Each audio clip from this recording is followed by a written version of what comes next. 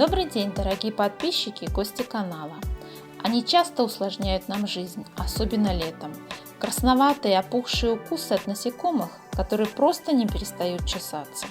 В случае чувствительной кожи безобидные укусы могут перерасти в обширные болезненные опухоли воспаления, которые могут длиться несколько дней.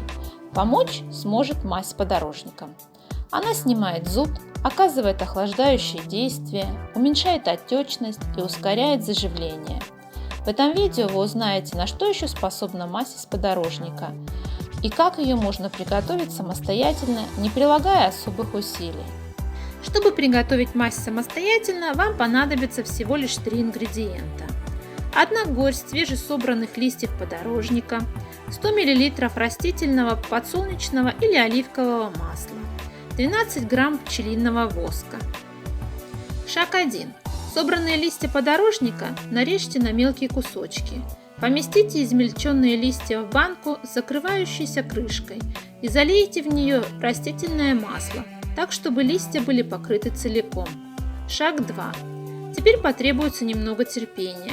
Закройте банку и дайте ей постоять 2 недели при комнатной температуре. Хорошо встряхивайте банку 1 раз в день. Если вы хотите, чтобы все прошло быстрее, можно подогреть измельченные листья в масле на водяной бане на слабом огне примерно 30 минут. Шаг 3. Через 2 недели или 30 минут нужно процедить масло через хлопчатобумажную ткань и мелкое сито. Нагрейте отфильтрированное масло и пчелиный воск. 12 граммов пчелиного воска на 100 мл масла на водяной бане.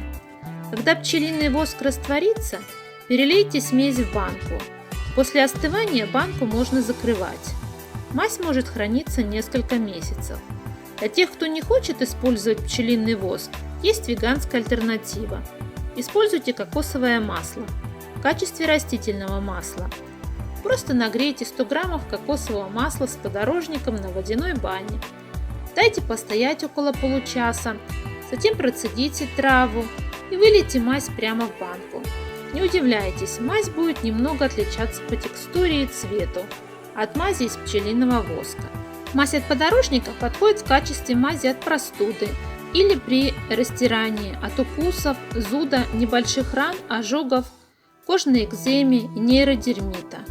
Помимо того, что подорожник эффективен против травм кожи, он также является одним из самых известных растений от кашля. Мазь, нанесенная на грудь и верхнюю часть спины, оказывает успокаивающее действие при кашле. Она также идеально подходит для детей. Мазь помогает также при опрелостях у детей. Спасибо, что посмотрели это видео до конца. До новых встреч!